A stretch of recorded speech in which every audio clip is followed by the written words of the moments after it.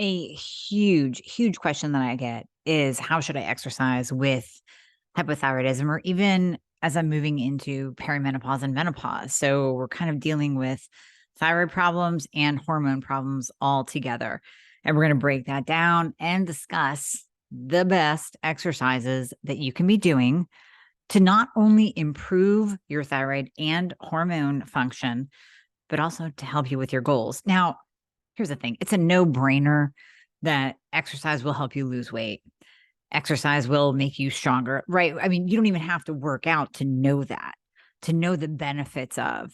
But we're going to go a little bit deeper today and break it down more with some studies, scientific evidence that you should be doing certain types of exercise and the why behind it. So let's start with thyroid. What do we know? What do we know about exercise?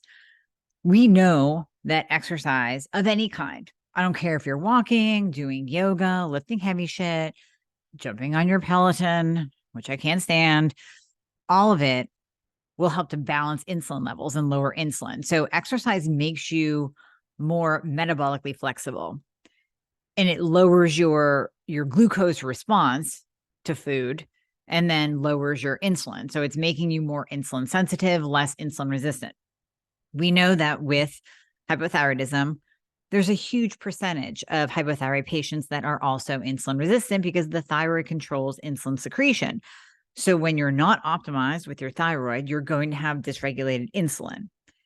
Insulin is inflammatory. Insulin will put on weight when you're insulin resistant. Now, I mean, we need insulin to survive. I'm not saying just insulin alone puts on weight. But when you're insulin resistant, pretty much everything that you eat is going to be stored as fat. Not the ideal situation because you're already struggling with weight loss. You're already gaining weight because you have a slow thyroid. Or even if your thyroid is optimized and you're insulin resistant still, and you're not dealing with that by lowering your carbohydrate intake, taking berberine, and exercising, then you're still going to be in that weight gain cycle. So we could have everything else optimized, thyroid, testosterone, all your hormones, your sleep, everything. But if you are not controlling your insulin and getting that insulin number down below a 6, you are going to be a fat storing machine. Exercise helps with that. We know that there are a multitude of studies that shows, proves, measures lowered insulin and better glucose regulation, whether you're type 2 diabetic or not, when you exercise of any kind. So again, it could be as simple as walking. When people wear a CGM, continuous glucose monitor, and they see a spike postprandial, post-meal, just going for a walk, a 20 to 30 minute walk, lowers their post-meal glucose, sometimes upwards of 50 to 60 points. So you can go from a 180 to a 120 just by going for a walk, as opposed to sitting on your couch watching football after a big meal, which is what we do on Thanksgiving and all holidays, and thus staying at that 180, being in that high blood sugar, high inflammatory fat storage state. Go for a walk. Now, beyond that, of course, do we want to do more when it comes to exercise? Yes, and we'll get to that. These are just, we're going over the main points here, and then we'll get down and dirty. So we know insulin. Let's go beyond that. Let's actually look at thyroid hormone.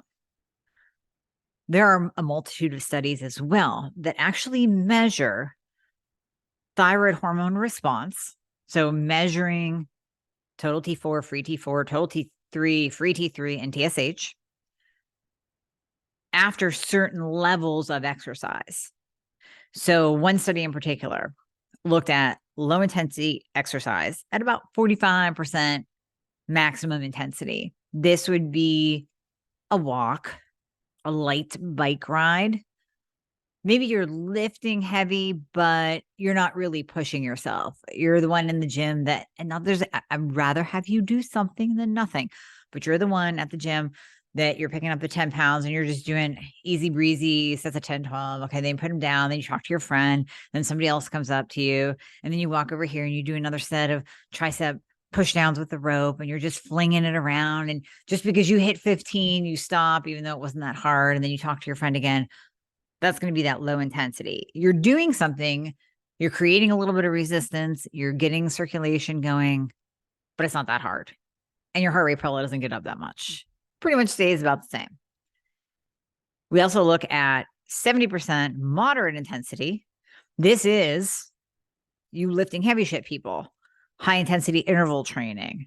You're not going maxed out. You're not running a marathon. You're not doing sprints on your Peloton, but you might be squatting heavy and breathing pretty heavy. And you look down at your Apple Watch and you're hitting 150, 160. It's in the orange, it's in the red. That's going to be 70% moderate intensity. You throw in some burpees, doing that high intensity interval training, jump squats, all of that. That's going to be your moderate intensity. And then your high intensity, that 90% maxed out, that's where you are doing all out sprints. You're doing cardio out the wazoo. You're getting on your spin bike and going all out. Or you're just doing CrossFit. Like you're doing a insane high intensity workout. When we look at each of those, what we find is that when you go to that maximum heart rate, lactate level through the roof, you're producing lactic acid in the muscles, and that's ongoing, that is actually lowering your T3 and your free T3. And this is another reason why I don't want you to be a cardio queen or king. I don't want you to just sit on your bike. I don't want you just running. I don't want you just doing high intensity interval training without ever picking up heavy weights and really getting in that significant resistance against your muscles. Because we actually see that in doing that maxed out intensity, your thyroid levels drop. And listen, we see this in CrossFitters. I mean, you can look at CrossFitters and say they're arguably the fittest people that walk this earth. If you look at CrossFit Games, those people are not only strong, they also have endurance, and they're also ripped where they could probably step on a bodybuilding stage in a week. They have it all, but these are the best of the best athletes. Now go to your local CrossFit gym. Now you'll see a mix. You'll see the shirtless guys that look like Adonis, and then you'll see the heavier people that have been, man, they've been here for like a year or two, and they don't seem to be losing weight. I wonder what's going on. They go balls out at every single session, but they're not losing weight. It's because they are pushing themselves so hard. And these are the ones that are in there 6-7 days a week. They're pushing themselves so hard, never doing anything backed off a little bit. Like maybe just go into the gym and do upper body without a burpee and without a squat thrust and without a clean and jerk. Just do upper body for a day, for God's sake, or go do some yoga to give your body a break. And if you did that, you would probably be even more fit and look better and feel better because you're not going all out all the time, dropping your thyroid hormone. Also, I can speak to in my world or in my past world of bodybuilding fitness figure, there was also that twice a day, 3 times a day cardio. Absolutely, that plays a role in the metabolism. Paired up with a restricted diet, the restricted diet that goes with it, restricted dieting, that's going to crash your thyroid. That alone can cause a thyroid problem in people. Let's back it off. Let's get right in that sweet spot, somewhere between 45% and 70% intensity, where yes, you are lifting heavy. And I promise you, if you lift heavy, and we're going to go over an exact routine, so hold on to your pants. If you lift heavy, then you will get your heart rate up. I promise you. If you do hot yoga, you will get your heart rate up. I promise you. And you will still get into that aerobic zone here and there, but you're not staying in that intensified aerobic zone for your entire workout, where it eventually ends up crashing your thyroid hormone levels. We know that cortisol rises after exercise. Now, this can be any exercise.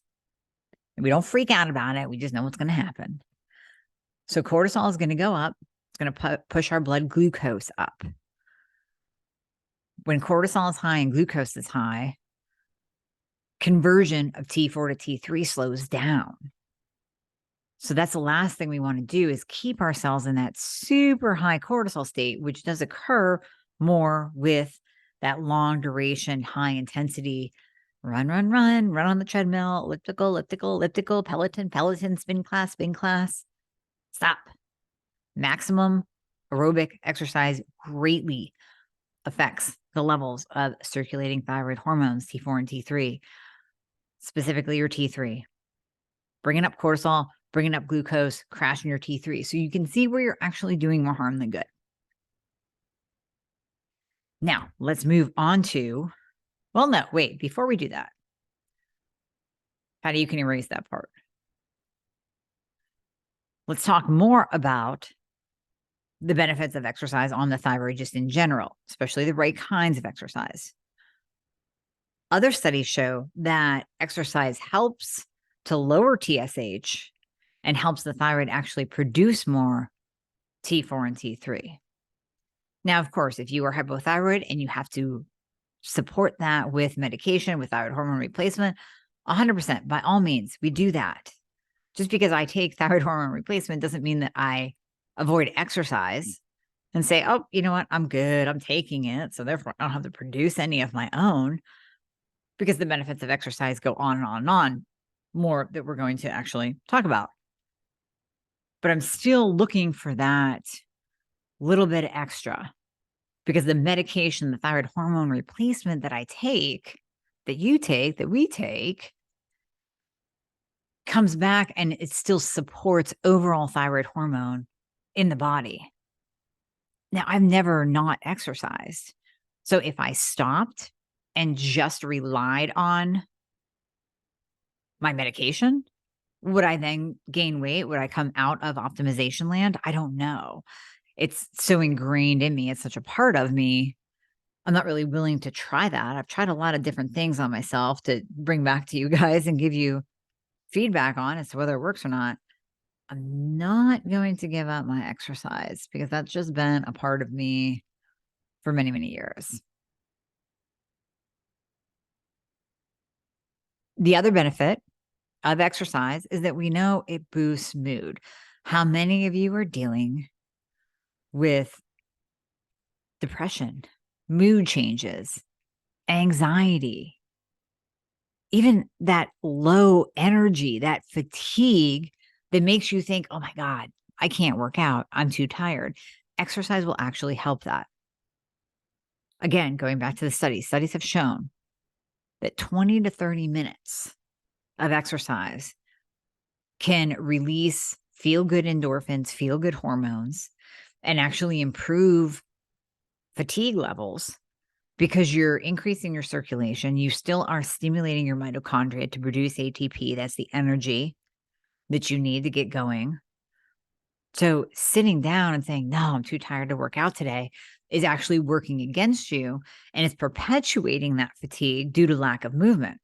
When we get up and we move, that helps to reduce our fatigue. And I know it might sound counterintuitive. I know when you are in that state where you can't even think about getting off the couch, exercise is the last thing on your mind. I understand that.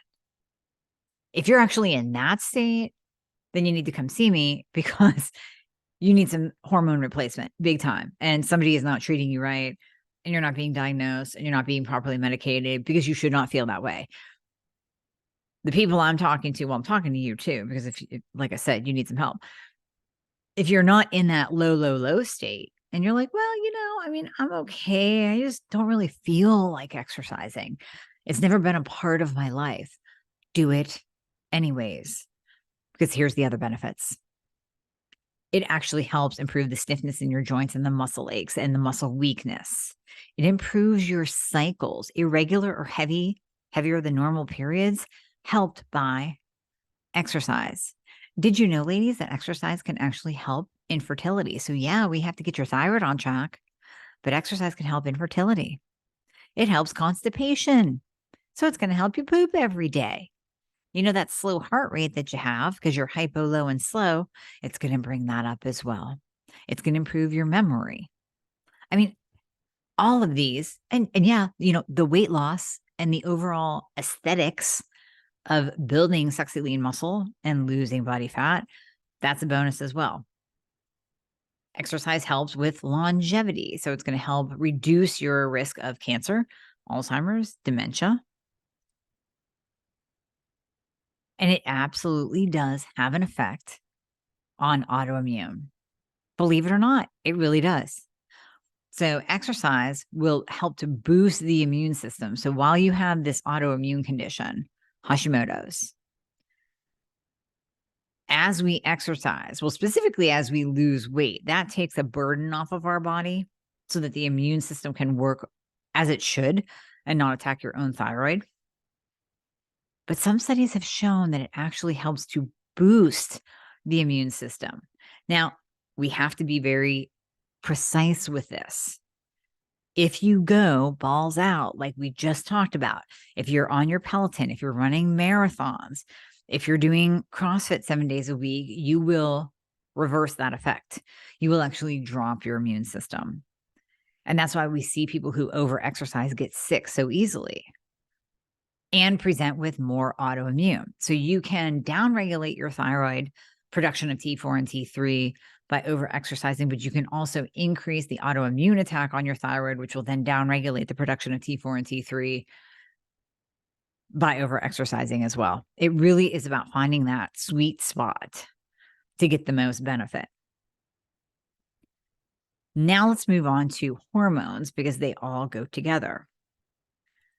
When you go to the gym and you lift heavy and you get that resistance. So when I'm talking about lifting heavy, am I talking about being a power lifter? No. I mean that you are picking up a weight that when you get to, let's just take bicep curls. That's the easiest. You're doing bicep curls. And here's what I'm going to challenge you to do.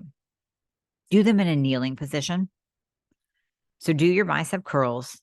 Grab a set of 5s, grab a set of 7.5s, grab a set of 10s. Kneel down and have those weights at your side.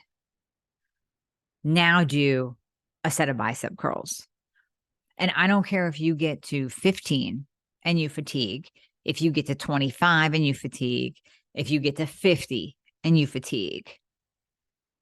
Do those bicep curls until you can't do another one.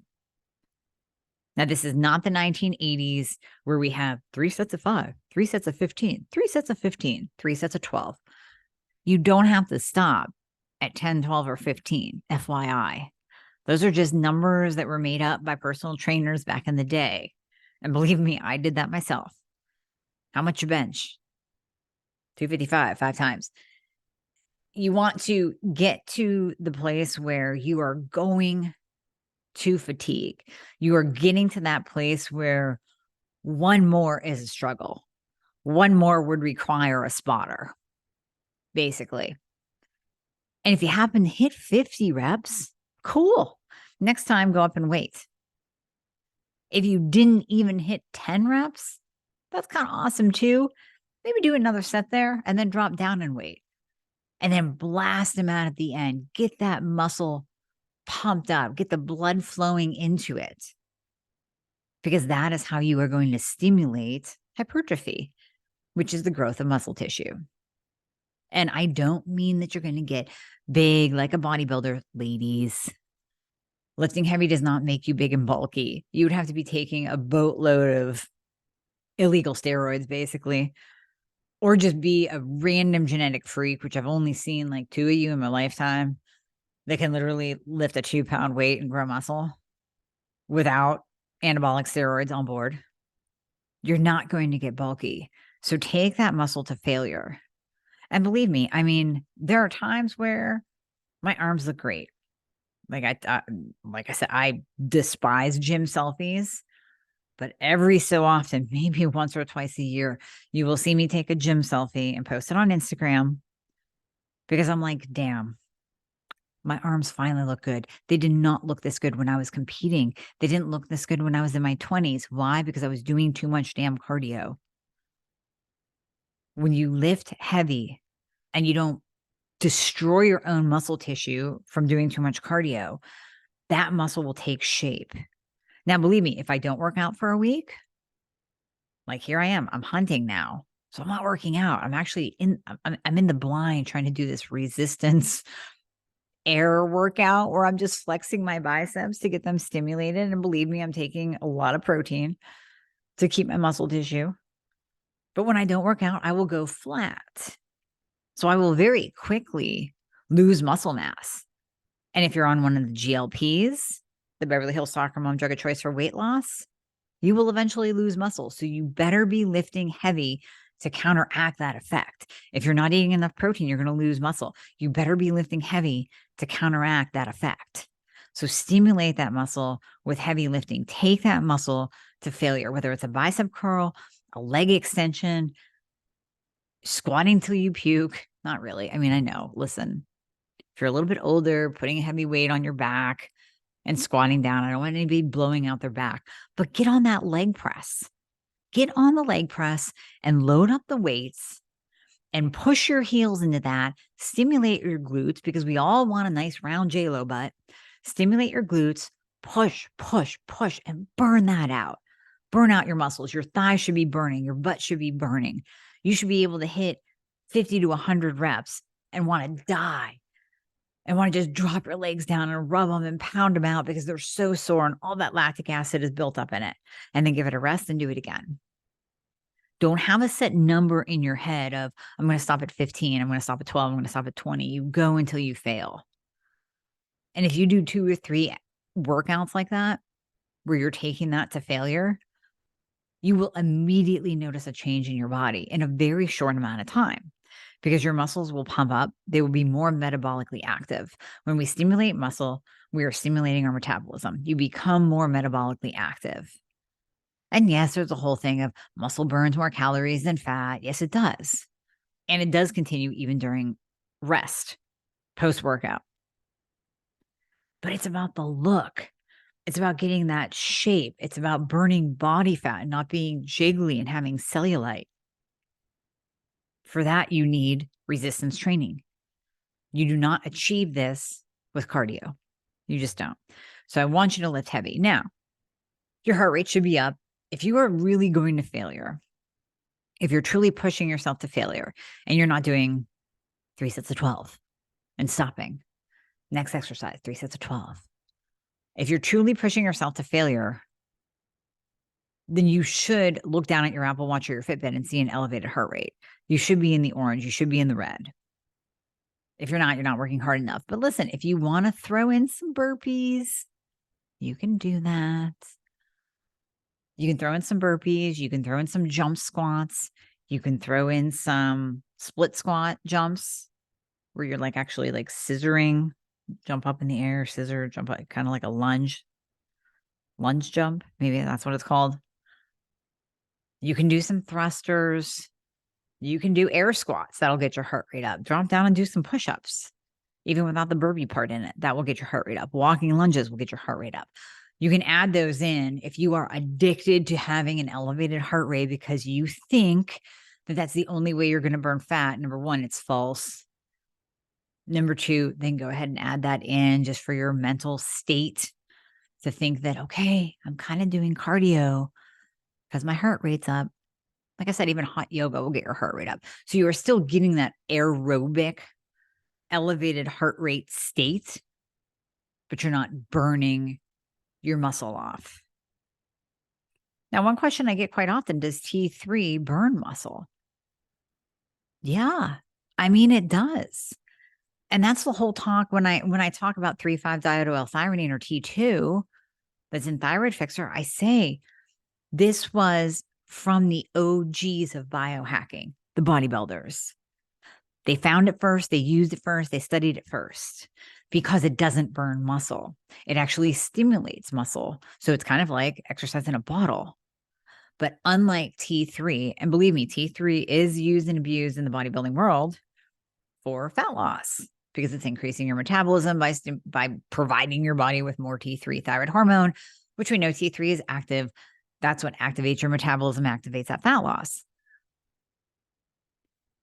Too much T3 or abusing T3 will burn muscle.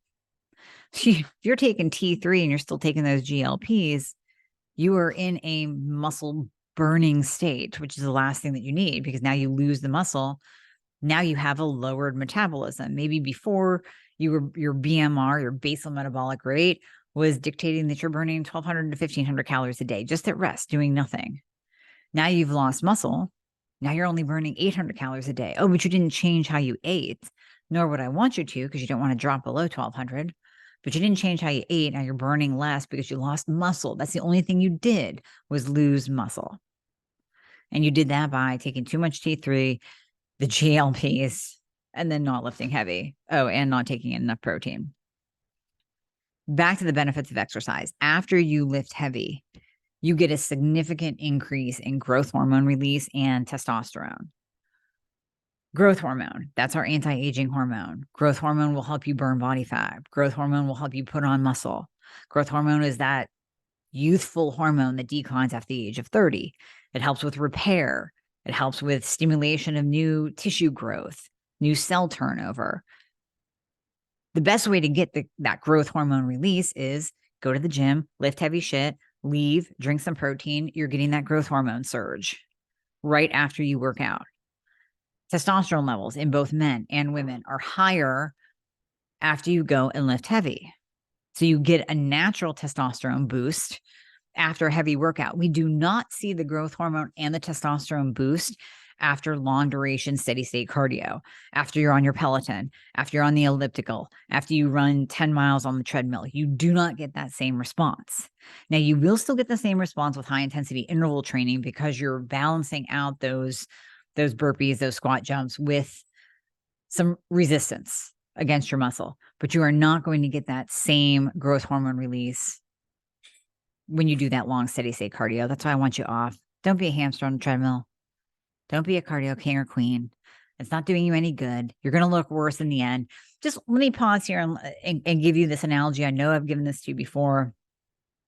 A marathon runner versus a sprinter. And this is actually what got my husband off the running game. Finally, he listened to me for once. Sometimes he listens, sometimes he doesn't. But I gave him this analogy. If you picture a sprinter in the Olympics, they are jacked. I mean, they look fantastic. They are lean. They are muscular. I mean, they are built like a brick shit house. Now, go sit on the sidelines of the Pittsburgh Marathon and watch everybody that runs by. You might see one or two, and then you're like, well, you know what? They look good. Like, they're lean and mean and muscular. The majority, the 90%, are going to be your skinny fat. I mean, listen, you might have some overweight people there that their goal was to do a marathon. Good for them. They hit their goal. Hopefully they're going to get back into the gym and actually lift heavy after they hit their goal. But your chronic marathoners, your chronic runners are skinny fat. They look older than they normally are. Their skin is wrinkled and loose. They've lost muscle and body fat. They don't look good. That should not be a goal to strive for, because that's not healthy. I mean, yeah, we could get into the whole, they're pounding their joints, they're going to create osteoporosis. I don't even know what kind of issues come down the road after that kind of incessant running, but they don't look good. We need that resistance to build muscle, to be more metabolically active, to be more metabolically flexible, to increase our growth hormone, to increase our testosterone levels naturally.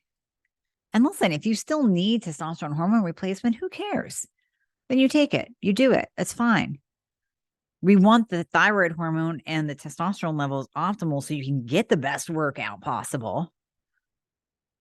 But we'll also take a little bit of extra benefit of naturally producing testosterone and growth hormone as well.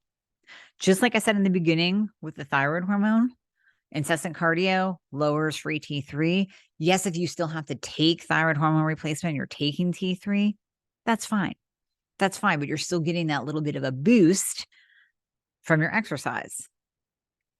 Same thing with lifting heavy. You're getting that little bit of a boost of growth hormone and testosterone, but hey, you might still be taking the growth hormone releasing peptides. You might still be taking your testosterone replacement therapy. That's cool. That's fine. Let's make it all work together. All right. So You are dying for a sample exercise routine, aren't you? Okay, so I'll tell you what I've done. Here's what I'm doing now. I am getting into the gym and I fluctuate my workouts. I sometimes go back to the old school bodybuilding days, and sometimes I'll just kind of mix it up with whatever I feel like, honestly. But when I'm a little bit more structured, I will go in and first I'll do a warm up. Like I'll do shoulder dislocates. I'll do 5 to 10 minutes on the rowing machine or on the step mill to nowhere just to get my circulation going, especially if it's cold out. For shoulders, I really like push press or I like dumbbell overhead press. Sometimes I'll do one arm and just focus on one side. Sometimes I'll do the other arm. Now I'll start off with doing like 3 sets of 10 to 12, 2 sets of 10 to 12, but then I will go all out and I'll take that to failure. So if I'm doing a one arm, I'll hold the one dumbbell at my shoulder. I'll push the other one overhead. And maybe I hit 15 or 20 and stop. Like I literally can't do anymore. My shoulder's going to fall off. The weight drops to the floor. Fine. That's failure. After I do that on each side, I'll either grab the same amount of weight or I'll drop down by one. So if I'm using 15s, maybe I'll drop to 10s or 12s, or I'll just grab the 15s and I'll do seated lateral raises. And those have a little bit of a cheat to them if it's a heavier weight, but I'll take those to failure. Then I'll take a quick pause, drop the weights down, shake my arms out, grab them again, bicep curls to failure. Drop those down, drop on the ground. I don't care if you're on your knees or your toes, push-ups till you can't do anymore. Now you can rest. Love that workout. And I'll do that a couple times through. Sometimes I'll do it 3 times through. Sometimes I'll take it 5 times through because it's hitting my shoulders, my thighs, my tries all together. And then I'll go over to the cable machine. I will do leaning cable raises for my side delts. And again, those I have to go a little bit light on because of the cables.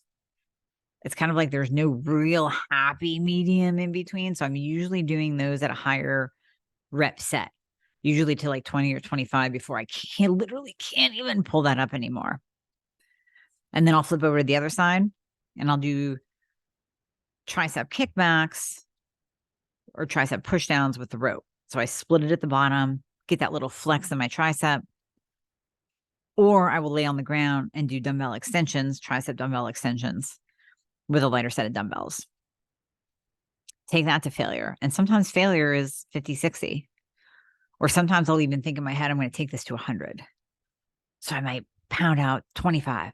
Quick, take a break. Oh, lactic acid, rinse it out. Boom, do it again. Take that all the way up to 100. Now I'm hitting my triceps again. Then I go back. There's a machine at the gym that I really like because I can focus on each bicep at once. So it's a bicep curl machine where your elbow's a little bit higher. You're curling in. You can do this with cables too, set on the high pin with a handle, pull the cable in and really focus on one because, both we're wonky on each side, right? All of us. No one is balanced except for Halle Berry. So you want to work each side separately sometimes, whether that's upper body or lower body. You want that unilateral training. So that's where I'll do single bicep curls, take that to failure. And then I'm pretty much done. Next day will be something similar with back. Legs. I love reverse lunges for hitting your glutes. And I will do those weighted. Sometimes I will do 10 sets of 10 or 10 sets of 20, 10 on each leg with a heavy weight. And I'll only give myself a minute rest in between. That is hard. That is really hard. I have to thank Bobby Maximus for that one. And then you go to the leg extension, leg curl and do 50, 50, 40, 40, 30, 30, 20, 20, 10, 10. Bounce back and forth. You will want to die. Your legs will be rubber, but it'll hurt so good. It really will. Air squats are great. Like I said, reverse lunges are great. If you want to do the butt kickbacks, the little horse kickbacks for your glutes, by all means do that, but really pump that muscle. Again, that is not something to go light and fluffy on. Get the resistance, squeeze your glutes at the back. Get that squeeze in to activate the muscle and literally go until your butt feels like it's going to fall off. That's where you should be. If you want to do a little set of squat jumps in between, that's fine too. But I guarantee you, if you follow even something similar, take what I just gave you, write it down, tweak it for yourself. You will feel this at the end. I promise you, you will feel it.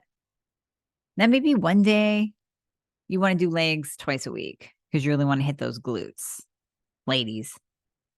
So one day you're doing that with your back squats or with your reverse lunges. The next time, do it with a back squat. And if you don't want to do a heavy back squat, do a heavy leg press. Get that heavy leg press, do 10 sets of 10 with a minute rest in between. Then you get up and maybe do a wall squat, do a goblet squat with a kettlebell. Anything to activate that muscle, get the resistance, get the blood flow going. Remember all the benefits of exercise.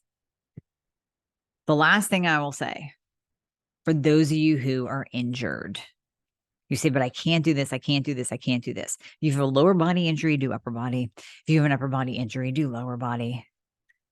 You can always figure out something to do, and something is better than nothing. I will give you a pass if you're laying in the hospital bed and you can't move a finger. But if you can move anything at all, listen, there's a guy at my gym named Bill. Mad shout out to Bill. He has MS. He's in a wheelchair.